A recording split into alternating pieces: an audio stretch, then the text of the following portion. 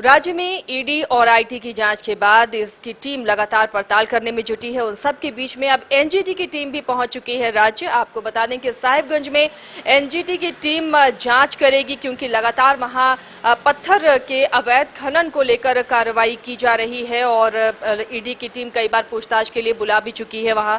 और आपको बता दें ये पूरा मामला है क्या, दरअसल एक सामाजिक कार्यकर्ता ने एनजीटी में 2017 में शिकायत की थी कि यहाँ पर अवैध खनन हो रहा है, पर्यावरण को इससे नुकसान हो रहा है।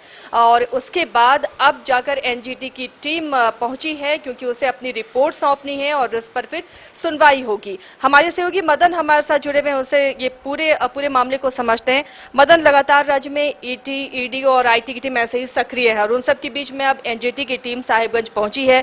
क्या ये पूरा मामला है और किस तरह की अब जांच हो रही है? बिल्कुल, देखिए, जिस तरह से झारखंड में आप देखें कि पिछले कुछ महीनों में मनरेगा घोटाला से जांच की शुरुआत हुई थी और अब वो अवैध खनन पर चला गया। खास करके साहेबगंज जिले में लगभग 1000 करोड़ के अवैध खनन की शिकायत किए गए थे, जिसके बाद ईडी ने लगातार कार्रवाई की और कई लोग इस मामले में जेल भी जा चुके हैं। लेकिन आज जो खबर आई है वो ये है कि 2017 में एनजीटी में एक शिकायत दर्ज कराया गया था एक सामाजिक कार्यकर्ता के द्वारा। उसके बाद अब 27 फरवरी को एनजीटी के दिल्ली में सुनवाई होनी है, तो ऐसे में पहले ही जांच टीम पहुंची है और अब एक रिपोर्ट तैयार करके जाएगी। अब तक के सबसे अधिक और बड़ी जांच की कार्रवाई को इस जांच को देखा जा रहा है। झारखंड के कई विभाग के अधिकारी वहां पर पहुंचे हैं। झारखंड के सरकार के द्वारा हेलीकॉप्टर भी उपलब्ध कराया गया और जो एनजीटी की टीम के लोग हैं वो भी वहां पर मौजूद हैं। अब जो खबर आ रही है उसके हिसाब से मारीकुटी पहाड़ स्थित star stone work crusher plant है, जिसको टीम ने सील कर दिया है और कई जगहों पर रेलवे साइडिंग पर कई खदानों के बीच जाकर जांच की जा रही है। देखिए, लगातार ये बातें वहाँ के जो विधायक हैं वर्तमान, चाहे वो जेएमएम के विधायक हो या फिर बीजेपी के विधायक हो, वो भी विधानसभा तक इस बात को पहुँचाने में कामयाब रहे थे और उठाते रहे थे कि जिस तरह से अवैध खनन जारी है साहेबगंज के इलाकों में, खास करके राजमहल के इलाकों में, वहाँ ये बताया जा रहा था कि कुछ ही दिनों में पहाड़ी वहाँ से खत्म हो जाएगा, क्योंकि जिस हिसाब से वहाँ से पत्थरों के अवैध खनन किए जा रहे हैं तो अधिक दिनों तक वहाँ जो प्राकृतिक संसाधन है वो नहीं बचेंगे। इससे पर्यावरण पर भी इसका असर पड़ेगा। इसलिए एनजीटी ने इसे अब गंभीरता से लिया है और अब पूरी तरह से जांच करके जो क्या पैमाना था, किस हिसाब से खनन किए जाने थे, सरकार के क्या आदेश थे और उसका उल्लंघन किस तरह से हुआ है, क्या पैमाने से अधिक खनन किए गए, ये तमाम चीज़ों को खंगालने में एनजीटी की टीम जारी है। अब 27 तारीख को जब सुनवाई होगी और जो रिपोर्ट दिया जाएगा उसके बाद क्या कुछ कार्रवाई होती है ये देखना होगा। फिलहाल जो यहाँ के सचिव हैं अबू बकर सिद्दीकी, वो भी इस टीम के साथ मौजूद हैं और वो टीम को जांच में सहयोग कर रहे। तो सरकार भी गंभीरता से, राज्य सरकार भी इसे ली है और अपनी टीम को वहाँ पर भेजी है कि जो शिकायत है और जो वास्तविक स्थिति है उससे टीम को अवगत कराया जाए, ताकि जो रिपोर्ट पेश हो वो सही से जाए। ये सही बात है। संताल का जो इलाका है मदन, वहाँ पर बहुत ज़्यादा क्रशर इकाइयाँ हैं, पत्थर का अवैध उत्खनन बहुत बड़े पैमाने पर किया जाता है। ये जो अब जांच हो रही है, एनजीटी की टीम जो पहुँच रही है, तो ये माना जाए कि इस पर रोक लगेगी, क्योंकि बॉर्डर इलाका है, वहाँ पर बंदरगाह है साहिबगंज में, तो बड़े पैमाने पर आदान प्रदान यह होता है या फिर इसे बाहर भेजा जा सकता है इस गंगा के रास्ते से।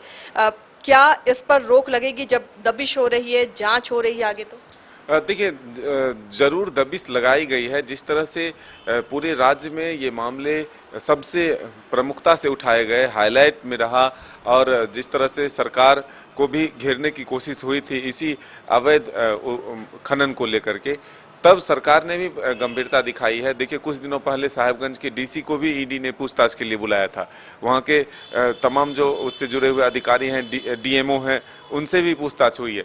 तो ये बातें जरूर है कि उसके अगल बगल के राज्यों के साथ साथ जो बांग्लादेश है वहाँ तक भेजने की बातें, शिकायत जो है वो आती रही है। वहीं हमने जिनका नाम कहा कि जो अनंत ओझा हैं बीजेपी के विधायक साहेबगंज से, वो सदन के भीतर भी ये शिकायत करते रहे कि यहाँ से बांग्लादेश तक जो है छड़ भेजे जा रहे हैं। तो इस तरह से अवैध खनन को रोकने के लिए अब सरकार भी मुस्तैद है और इसलिए जांच जो भी हो रहे हैं उसमें सरकार के द्वारा सहयोग जरूर किए जा रहे हैं। लेकिन अब देखना होगा कि जो अब तक अवैध खनन या फिर जो खदानों पत्थर के उत्खनन हुए हैं तो उसकी वास्तविक स्थिति क्या है, जो एनजीटी में शिकायत दर्ज कराई गई है उससे पर्यावरण को कितना नुकसान पहुंचा है, ये जांच की जा रही है। तो ये जब रिपोर्ट सौंपा जाएगा और जब सुनवाई होगी उसके बाद क्या कुछ कार्रवाई होती है ये देखना होगा। मदन, ये एनजीटी की जांच अलग है, लेकिन एक और आखिरी सवाल, जो ये जांच चल रही है, अब जो एनजीटी की टीम पहुंची है और ईडी में जिस तरह साहिबगंज के डीसी या फिर जो माइनिंग ऑफिसर हैं सबको तलब किया गया था, को रिलेट कर पा रहे हैं आप? देखिए, अभी उसको हम नहीं जोड़ेंगे, लेकिन जब चीज़ें सामने आएगी और जिस तरह से केंद्रीय संस्था ईडी भी है और एनजीटी भी है, तो जब बहुत कुछ गड़बड़ियां होगी तो उसको भी ट्रांसफ़र किया जा सकता है ईडी के सामने। तो ये आने वाला वक्त बताएगा कि आखिर एनजीटी अपने शिकायत जो उनके पास है उसमें क्या कुछ कमियां पाती है, क्या वास्तविकता में जो शिकायत किए गए हैं वो सही में सही पाए जाते हैं या फिर जो उससे अधिक पर्यावरण को नुकसान पहुंचाया गया है। तो ये तमाम चीज़ें जब रिपोर्ट सौंपी जाएंगी तब उसके बाद देखा जाएगा। लेकिन फिलहाल झारखंड में ये कह सकते हैं कि अवैध खनन एक बड़ा विषय है और इसको लेकर के जो जांच के दायरे हैं वो लगातार बढ़ते जा रहे हैं, चाहे ईडी हो, एनजीटी हो या फिर अन्य संस्थाएं, उसको इसमें आना पड़ रहा है।